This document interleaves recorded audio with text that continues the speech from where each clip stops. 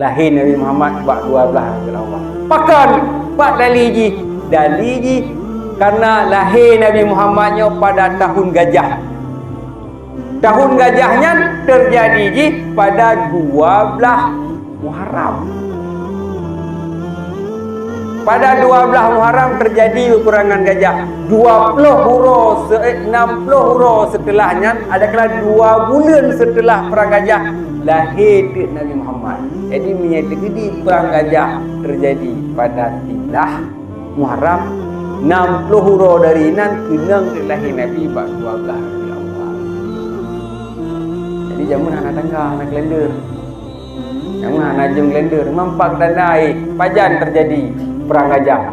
Perang gajah terjadi pada 13 Rabiul Awal, 13 Muharram, Safar baru merompak dengan Rabiul Awal. Jadi